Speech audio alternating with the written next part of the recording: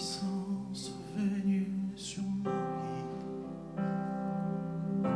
plus doux que la colombe,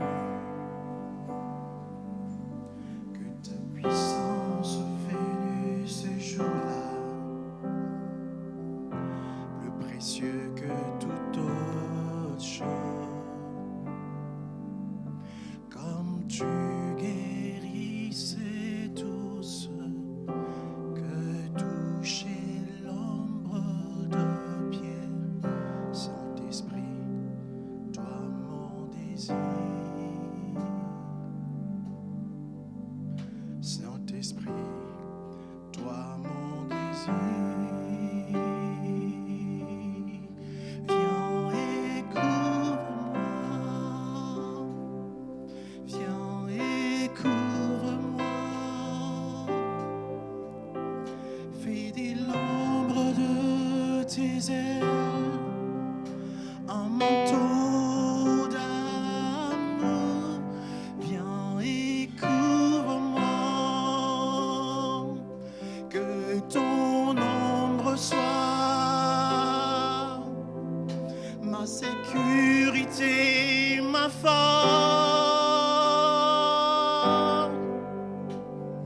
Couvre-moi. Oh, couvre-moi. Couvre-moi ce matin, Saint-Esprit. Couvre-moi par ton esprit, Seigneur. Que je parle de ta part. Que je ne lâche rien. Que je dise tout. Ma prière est que s'il y a 2 personnes qui seront prêchées, que je sois le premier. Le deuxième, il est dans la foule. Que ce matin soit un matin particulier, comme tu l'as promis au nom de Jésus. Amen. Alléluia. Oh, je suis dans la joie de vous parler ce matin et je suis aussi dans l'émotion quand je préparais ce message. Je me disais, Seigneur, je le libère comment parce que je suis autant concerné par ce message ce matin comme vous. Je voudrais dire merci d'abord à Papa, merci Mtungaji pour la marque de confiance qui nous donne de la force de continuer à servir le Seigneur. Merci, vraiment, merci beaucoup. On va lire la parole de Dieu dans Ésaïe chapitre 40. Ésaïe chapitre 40.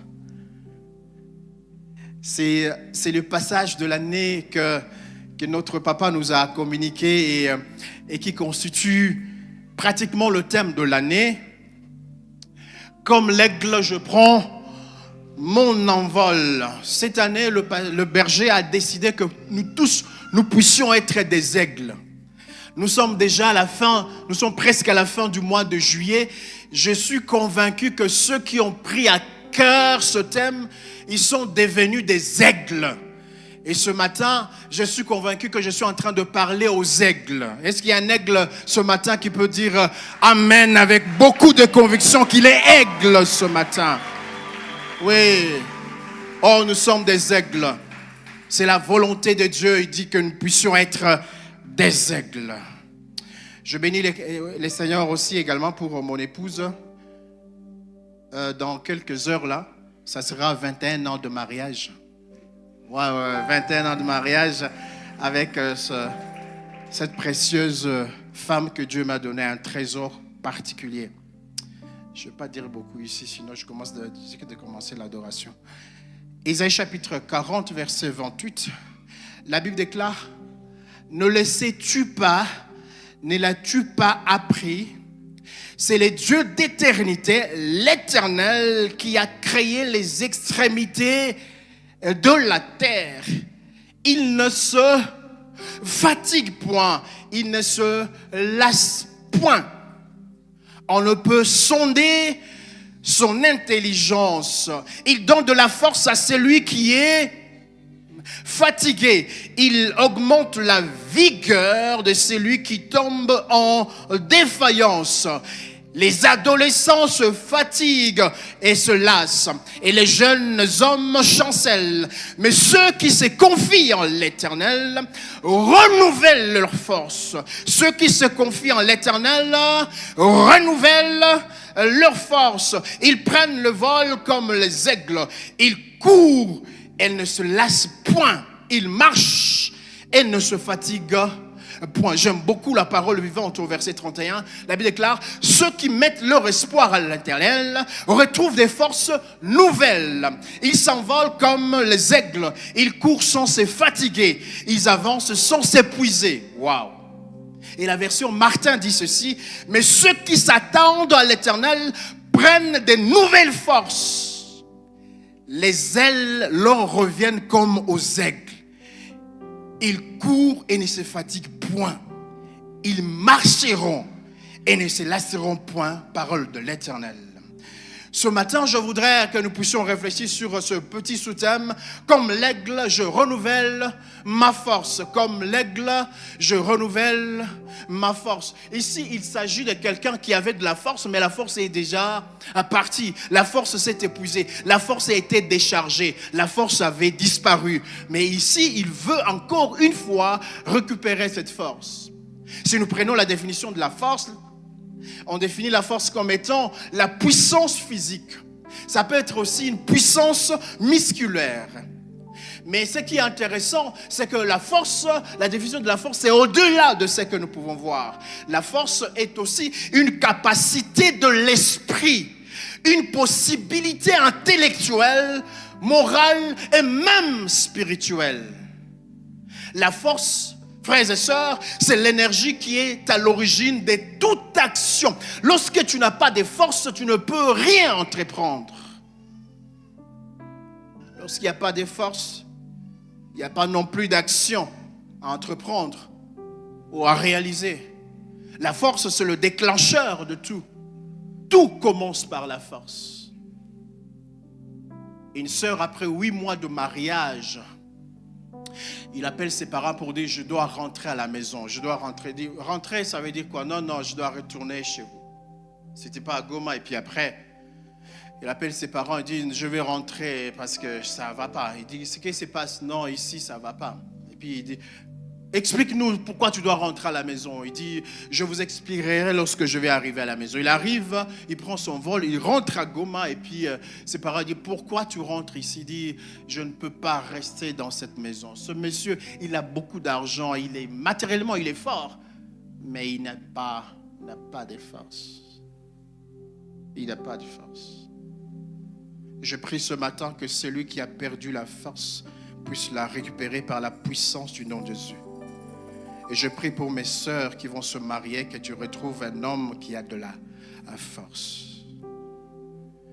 Il y a des moments où lorsque nous réveillons le matin, je ne sais pas si c'est de votre cas, moi, de mon cas, il y a des jours où je me réveille le matin et je me rends compte que je ne veux pas quitter la maison. Je suis démoralisé, je suis déchargé moralement, je suis déchargé spirituellement et même je suis déchargé psychologiquement. Je me réveille le matin, je termine à prier, ça ne tient pas. Un jour, je dis à madame, je dis: chérie, je ne veux pas quitter la maison aujourd'hui. Je sens que je n'ai pas de force. Il me dit: c'est quoi la force dont tu as besoin? Je dis: je sens là à l'intérieur, je n'ai pas de force. Et je crains de quitter la maison parce que je ne suis pas prêt à me battre. Parce que vous savez, frères et sœurs, que la vie, c'est une bataille. Et pour se battre, il faut avoir de la force. La force, ce n'est pas seulement physique, mais aussi pour l'interaction avec les hommes, tu dois avoir de la force. C'est pourquoi beaucoup de gens sont aigris lorsqu'ils parlent avec les autres, simplement parce qu'à l'intérieur, moralement, ils sont déjà sans force. Et chérie, je reste ici à la maison aujourd'hui. Je n'ai pas de force. Il me rappelle toujours: mais si tu restes ici, mais quelle sera la suite de la maison? Et je me sens gaillardi.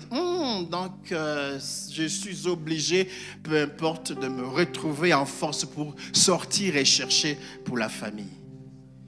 Il y a des moments, frères et sœurs, où nous perdons pratiquement la force. Mais ma prière ce matin, que Dieu renouvelle la force de quelqu'un ici. La force spirituelle, la force morale, la force psychologique et même la force physique.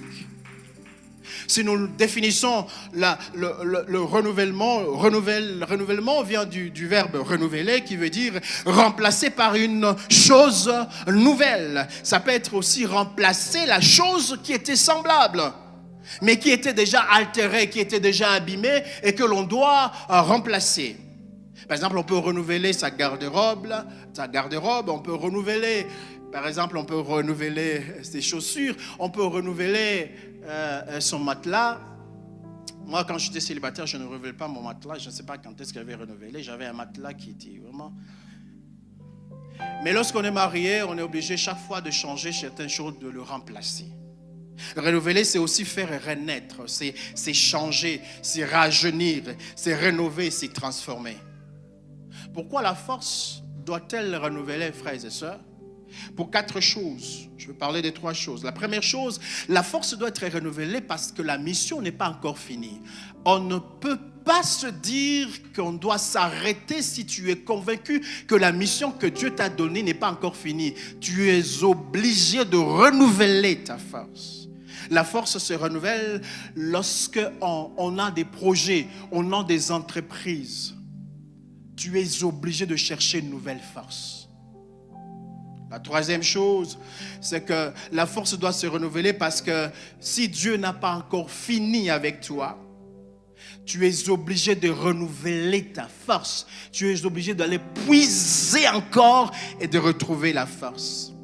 Lorsque tu as encore des victoires à gagner, tu as de bénédictions à arracher, lorsque tu as encore des grâces à vivre, lorsque tu as encore de la vie à savourer, tu as besoin de la force. À 80 ans, Josué et Caleb, ils disent non, ces territoires sont en eux. Josué et Caleb, vous avez beaucoup vécu. Ça vaut plus la peine. Mais ils disent, ces territoires sont à nous, peu importe l'âge. Je vais dire à quelqu'un qui a déjà 70 ans, je vais dire à quelqu'un qui a déjà 80 ans, tant que Dieu n'a pas accompli ce qu'il avait promis pour toi et que tu marches dans la fidélité, tu as besoin de la nouvelle force pour attendre comme Siméon. La force est l'énergie qui nous permettra de revivre encore ces choses. C'est pourquoi il faut apprendre à la renouveler. Si vous lisez, frères et sœurs, dans l'histoire de la création, vous comprendrez que Dieu, il se sert toujours de 2 êtres qu'il avait créés, l'homme et l'animal. Il met un accent particulier entre les deux. C'est pourquoi si vous lisez la Bible du début à la fin, chaque fois lorsqu'on parle d'un animal, on commence par le précéder par l'adverbe des classifications qu'on appelle comme. Comme. Et dans notre thème, vous allez remarquer que lorsque le berger nous a donné le thème, il a commencé par comme l'aigle. Le plus souvent, si vous êtes étudiant de la Bible comme moi, vous allez remarquer que Dieu, il se sert souvent des animaux. Souvent des animaux. Il a donné à l'animal, pourquoi? Une particularité de caractère qui font non seulement l'éloge, mais qui, d'une manière ou d'une autre, retiennent certaines références de modèles que l'homme doit, d'une manière ou d'une autre, chercher dedans. Dieu, dans plusieurs enseignements et plusieurs leçons, j'ai parcouru toute ma Bible, mais je vous donnerai seulement 3 et puis après, on va continuer. L'animal devient la source de référence et d'inspiration pour l'homme. Si vous lisez par exemple dans Psaume chapitre 42, Psaume 42, ce sont des cantiques, Psaume 42, verset 2, la Bible déclare « Comme une biche soupire après les courants d'eau, ainsi mon âme soupire après toi, ô Éternel. Mon âme a soif de toi, du Dieu vivant. Quand irai-je et paraîtrai-je devant la face de Dieu ?» Les psalmistes ici, il fait l'éloge à la biche. Il fait référence à ce caractère particulier, c'est que la biche a toujours soif. Et il dit, celui qui aime le Seigneur doit avoir la soif comme celle de la biche. Chercher Dieu doit être une préoccupation de nous tous, de ceux qui aiment réellement le Seigneur. Avoir la soif de Dieu, c'est pas aller en retraite pour demander les choses. Avoir la soif de Dieu, c'est aller en retraite pour prier, pour dire Dieu, je t'aime. La dernière fois quand tu es entré en prière, ou tu étais en jeûne pour dire à Dieu, Dieu, je t'aime et je veux rester longtemps avec toi dans la présence, c'est quand? Ou simplement tu vas en prière pour demander les choses. Dieu, donne-moi ça, Dieu, donne-moi ça, Dieu, donne-moi ça, Dieu, donne-moi ça. La biche a soif. Celui qui aime Dieu doit avoir soif de Dieu. Le deuxième animal que j'aime beaucoup, c'est dans Proverbes chapitre 6, verset 6. La Bible déclare, parlant de la fourmi, va vers la fourmi paresseuse, considère ses voies et devient sage. Et c'est que la fourmi est sage. La Bible ajoute en disant, elle n'a ni chef, ni inspecteur, ni maître. Elle prépare en été sa nourriture et l'amasse pendant la moisson de quoi manger. Paresseux, jusqu'à quand seras-tu couché? Quand te lèveras-tu de ton sommeil? Frères et sœurs, vous savez qu'il y a certaines pauvretés qui ne sont pas les esprits de pauvreté. C'est seulement la paresse. Et ici, la Bible déclare, vérifie un peu comment la fourmi se comporte. La fourmi a ce qu'on appelle l'étude de la saison. La fourmi connaît le moment de la vache maigre et le moment de la vache grasse. Et pendant le moment de la vache grasse, la fourmi amasse. Il met en réserve, en dépôt. Et lorsque la période de la vache maigre arrive, elle récupère, elle mange, elle fait marcher sa communauté. Troisième modèle bizarre, c'est Jésus lui-même. Jésus lui-même donne une leçon modèle des 4 animaux. Dans Matthieu chapitre 10, verset 16, la Bible déclare, voici, je vous envoie comme des brebis au milieu de loups. Les brebis sont des animaux inoffensifs, sans problème. Et Jésus les envoie où ça? Chez les païens, que lui, il considérait comme étant des loups, des dévoreurs. Et il dit ceci, soyez donc prudents comme le serpent. Frères et sœurs, le côté positif du serpent, c'est qu'il est prudent. Et c'est un modèle à suivre. Oh, la prudence du serpent, c'est qu'il n'a pas beaucoup d'amis. Toi qui dis que tu as beaucoup d'amis, fais attention. Beaucoup d'amis, c'est beaucoup d'ennuis. Et le serpent, il est presque seul. Lorsqu'il attend du bruit, il fait quoi? Il se cache. Mais toi, quand tu attends du bruit, tu fais quoi? Nini coule, ou ta coule licence coule. Prudent comme le serpent et simple comme les colombes. Jésus est un grand enseignant. Est-ce que tu es simple comme les colombes ou tu es tellement compliqué que les gens ne t'approchent même pas? Intéressant. Jésus lui-même, il est appelé lion et il est aussi appelé agneau. Apocalypse chapitre 5, verset 5, la Bible déclare, et l'un des vieillards me dit, ne pleure point, voici le lion de la tribu de Juda. Le rejeton de David a vaincu pour ouvrir le livre et ses 7 sceaux. Et dans Jean chapitre 1, verset 29, la Bible déclare, le lendemain, il vit Jésus venant. En parlant de Jean-Baptiste, il dit, voici l'agneau de Dieu qui ôte le péché du monde. Jésus, il est en même temps lion. Lion, pourquoi? Parce qu'il est caractérisé par la royauté, l'autorité, la force, la puissance, la vigueur. Agneau, pourquoi? Parce que Jésus est caractérisé par l'humilité, la douceur, l'obéissance, la sainteté. Et là où nous avions lu dans Ésaïe chapitre 40, Dieu il donne l'éloge à l'aigle. Il nous y réfère pour puiser un modèle que nous devons suivre. Je ne vais pas revenir carrément sur les qualités et les particularités de l'aigle.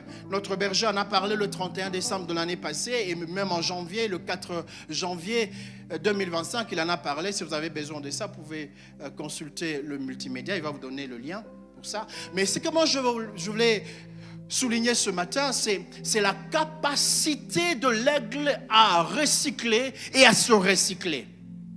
La capacité de l'aigle à revenir aux affaires. J'ai la bonne nouvelle pour te dire ce matin, frères et sœurs, que tu vas revenir aux affaires. Tu vas revenir aux affaires parce que Dieu va se renouveler ta force. Les scientifiques disent que lorsque l'aigle arrive à 40 ans, il s'épuise.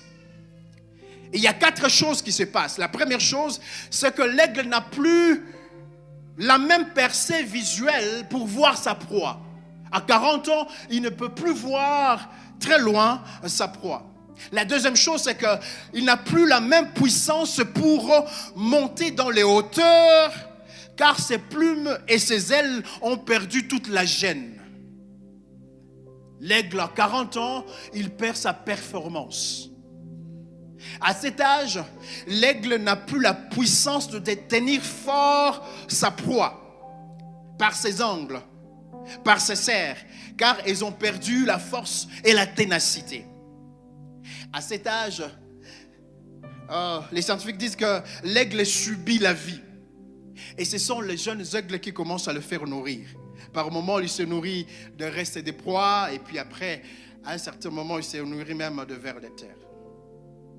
J'aime l'attitude lorsque l'aigle arrive à 40 ans. Qu'est-ce qui se passe? C'est qu'il part se cacher. Il part se cacher. Et il commence à se nourrir du reste des vers de terre.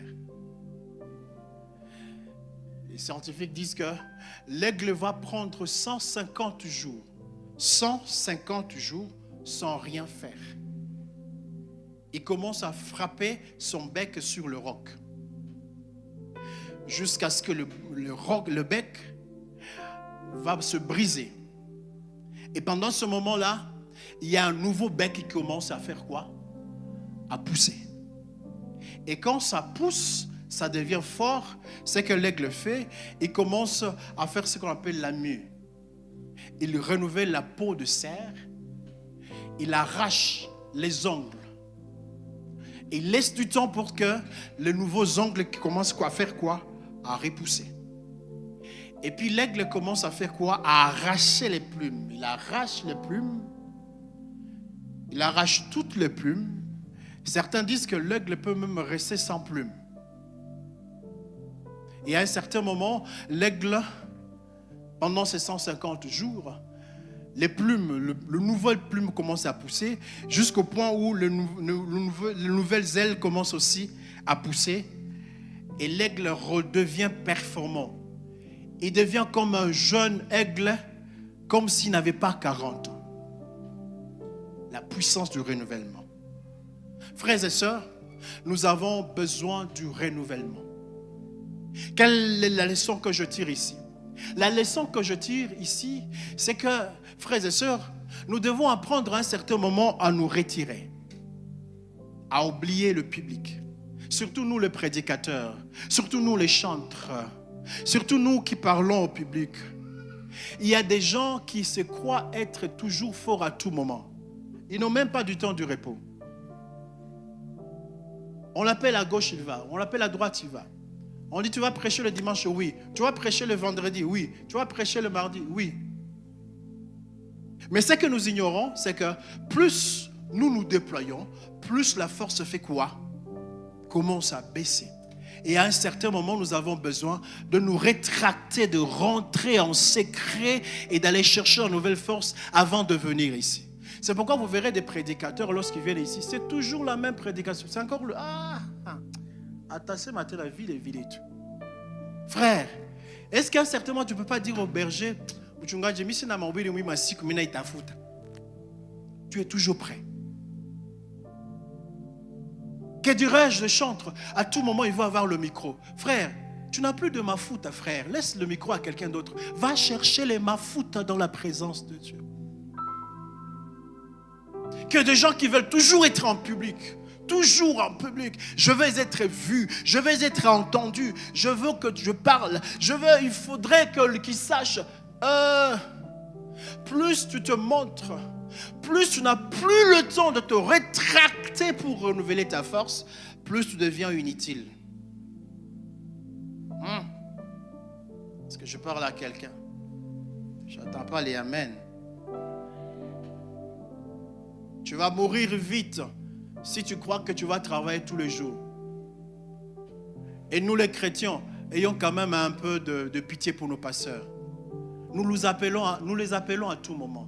Tu l'appelles lundi, mardi, mercredi, jeudi, vendredi, samedi, dimanche. Donc, à un certain moment, je ne sais pas si nos pasteurs ils ont le temps personnel avec leur famille. Laissons nos pasteurs à un certain moment qui s'occupent aussi de leur famille. Autant que nous voulons qu'ils s'occupent de nous, autant ils doivent s'occuper de leur famille. J'arrive dans une maison d'un pasteur, les enfants ils disent, papa il a dit, ça y est.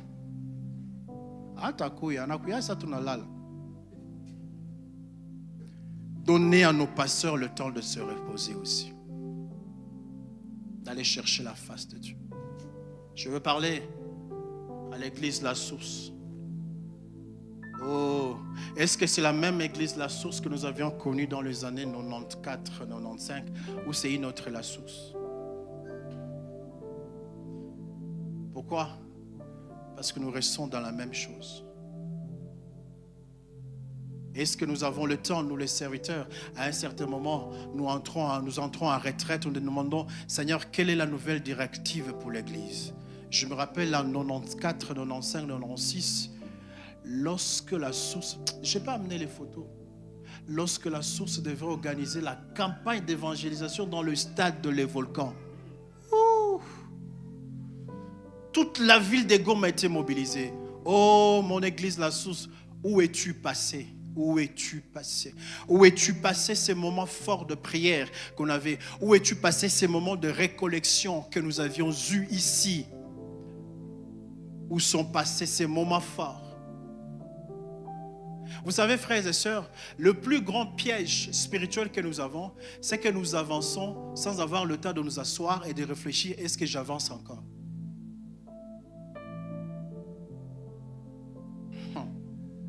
4 facteurs qui nous font perdre la force.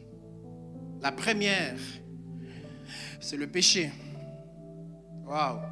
Le péché, c'est le virus qui est capable non seulement d'infecter la machine, mais aussi de bouffer toutes les applications. Et ça finit par bloquer tous les systèmes. Le péché nous bouffe toute la force spirituelle, morale, psychologique et même physique. Je me rappelle un jour, on était en train de faire la délivrance. Le frère Fell peut s'en rappeler. Parce que le moment que l'église La Source connaissait des grands réveils, on avait des moments de délivrance très forts. On délivrait une personne, on disait « Sors, esprit !» On était dans le groupe d'intercession avec le pasteur Mitima. On chassait l'esprit. Et on avait une sœur à côté et qui aussi chassait. Mais la façon dont il chassait l'esprit, il se cachait derrière les autres. Sors! Sors! Vous savez, lorsque le péché est en nous, nous ne sommes même pas sûrs de nous-mêmes. Sors! Sors! Elle a tellement insisté que le démoniaque l'a dit « Hé! Toi aussi!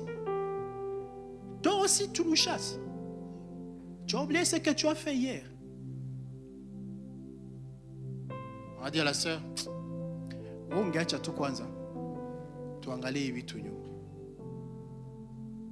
lorsque le péché a pris demeure en nous, nous sommes déchargés de toute force. Dans Juge chapitre 16, verset 20, alors que Samson y croyait être toujours fort, Delilah lui dit, les Philistins sont là. Samson se réveille et dit, je m'en tirerai comme autrefois. Et la Bible déclare, il ne savait pas que la force lui était déjà enlevée. La solution pour renouveler la force, lorsque tu l'as perdue à cause du péché, c'est de te repentir et de te repentir sincèrement et de tout laisser. Le deuxième facteur qui détruise ou qui dépouille notre force, c'est notre environnement. L'environnement, si tu as un environnement toxique, sois rassuré que tu vas perdre la force. Surtout lorsque tu as des amis calomniateurs, des amis jaloux, des amis qui ne font que parler du mal des autres. Oh, je suis convaincu, sans être prophète, que tu vas sortir sans force. Un jour, j'avais un ami dans le temps, mais je me suis rendu compte que chaque fois que j'étais avec cet ami, je me déchargeais facilement. On parlait de tout le monde, de tous, tout ça. Et puis quand je rentrais, je me rendais compte que la même force spirituelle que j'avais, je ne l'ai plus. Pourquoi? Parce qu'on a passé tout le temps en train de parler des autres. Lorsque tu as un environnement toxique, tu finis par être dépouillé de toute la force que tu as. Ce matin, je t'appelle à renoncer à tous ces mauvais amis qui te déchargent moralement, spirituellement. Quels sont les sites internet que tu as l'habitude de voir? Ça décharge là, à l'intérieur de nous, où on ne parle que des autres, du mal des autres. Et toi aussi, tu fais quoi? Tu fais suivre. Ushasikia, tu fais suivre. On se décharge lorsque nous avons un environnement toxique. N'est-ce pas qu'il est dit que les 6 personnes que nous rencontrons, 5 nous influencent. Les 6 personnes que nous rencontrons, 5 nous influencent. Nous avons l'obligation de sélectionner les amis et les gens autour de nous. Le 3e facteur, je vais terminer par là, c'est que nous devons apprendre, frères et sœurs, à s'arrêter. À s'arrêter. À un certain moment, j'ai aimé le passage que le pasteur Innocent lit le matin. Jésus, il fait les miracles. Il demande à gauche, à droite. Il dit, qu'est-ce que les gens disent que je suis? Les gens disent que tu es prophète. Les autres disent que tu es Élie qui est revenu. Et Jésus demande à Pierre, et vous, qu'est-ce que vous dites? Et Pierre donne une bonne révélation. Frère, est-ce que tu es courageux à un certain moment de t'asseoir, de voir les frères et sœurs demander, frère, est-ce que je suis encore dans le bon ou je commence à déconner? J'aime beaucoup un peuple qui est très loin d'ici, où les gens se disent les choses en face. Je me rappelle, à un certain moment, mon épouse et moi, on avait un moment qu'on appelait qu'on se le dise, où on s'assoit, on se dit sans gants.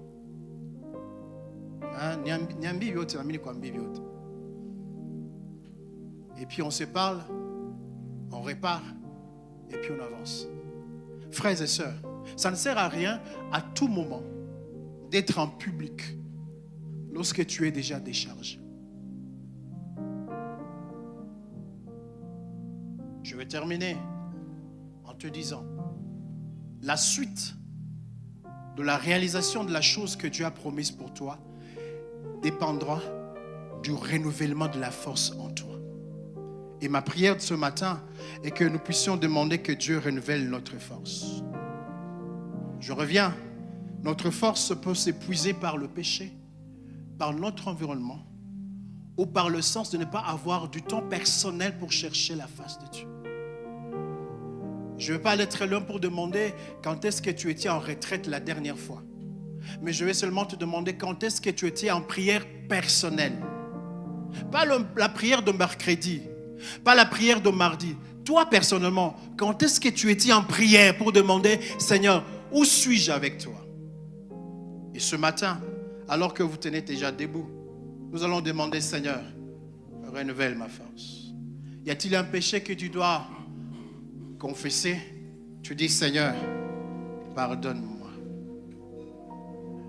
Y a-t-il un environnement qui te décharge? Tu vas dire, Seigneur, aujourd'hui je renonce.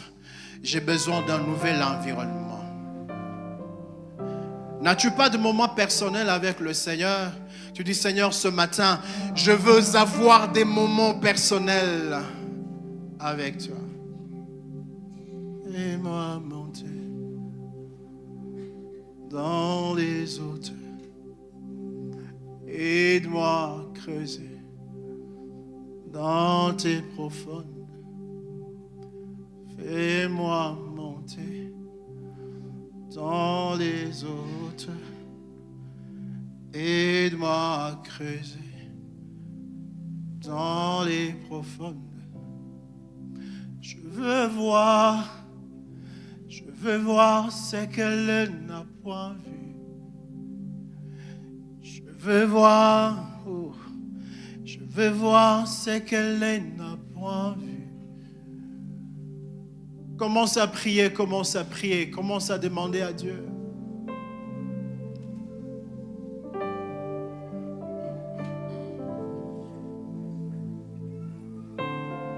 Oui, Seigneur.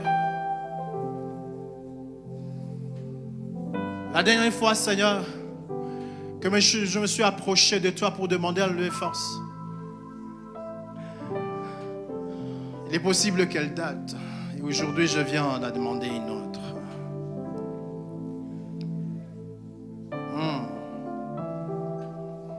Tu veux voir que cette vision puisse se réaliser. Tu veux voir cette mission être accomplie. Tu as besoin de la nouvelle force parce que la première, tu l'as perdue. Oui. La qualité de la prière que tu es en train de faire remonter devant le Seigneur démontre la qualité du souci que tu as pour ton avenir. Oui.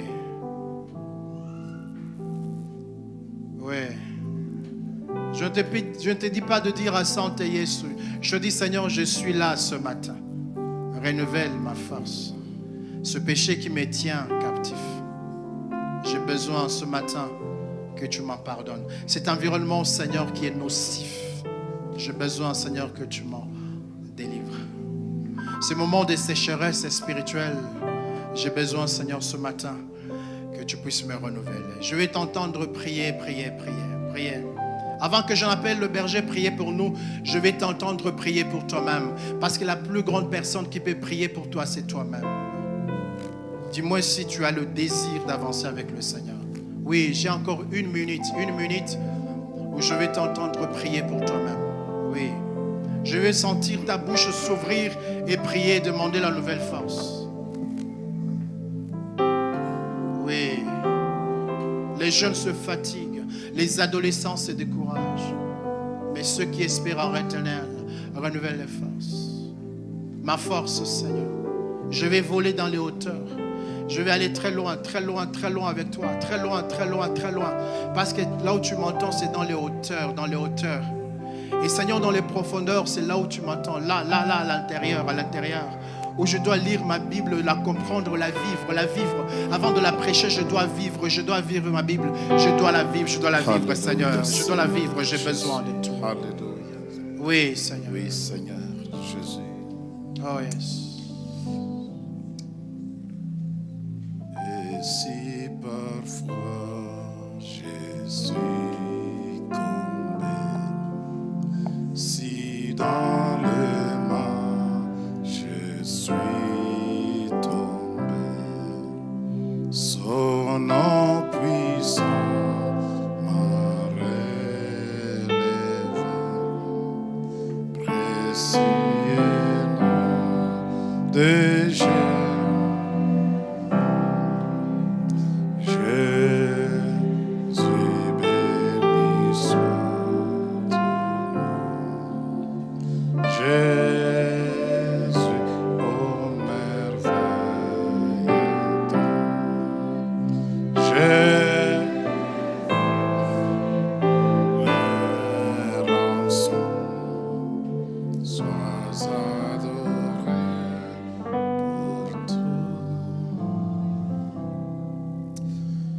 Dieu notre Père, à chaque fois que tu nous parles, tu as un objectif. Toi qui sondes les fonds de nos cœurs, tu sais combien de fois nous nous sommes affaiblis, raison pour laquelle tu nous envoies ton serviteur pour que nous puissions nous relever. Oui, nous vivons dans un environnement toxique. Un environnement souillé. Et il n'est pas facile à échapper à toutes ces tentations, à tous ces pièges tendus par l'ennemi. Mais par ta grâce, tu nous rappelles encore ces jours de nous tenir debout. Souvent nous pensons que nous sommes toujours debout et pourtant, à tes yeux, nous ne sommes plus. Oui, restaure-nous. Nos frères et sœurs qui ne sont plus forts suite aux événements et au contexte du moment ont besoin d'être fortifiés. Et il n'y a que par ta grâce que nous pouvons encore nous relever et reprendre encore cette force. Apprends-nous à nous confier à toi dans des moments particuliers. C'était ton secret, Jésus-Christ. À chaque soir, tu t'es retiré, tu t'es retranché de tes disciples et de la foule, et toute une nuit, tu veillais en prière. Et chaque matin, des miracles s'opéraient. Nous voulons imiter cette habitude pour que nous puissions rayonner aussi devant cette société corrompue qui a besoin d'un modèle pour être transformée. Oui, comme l'aigle, nous voulons encore renouveler aussi nos forces pour que devant toi, nous soyons dignes et que nous méritions à témoigner ton nom. Merci Seigneur pour ton serviteur qui nous a nourris et que le Saint-Esprit nous enseigne davantage et par cette parole que nous soyons transformés pour la gloire de ton nom. Nous acclamons encore la parole de Dieu. Amen. Amen.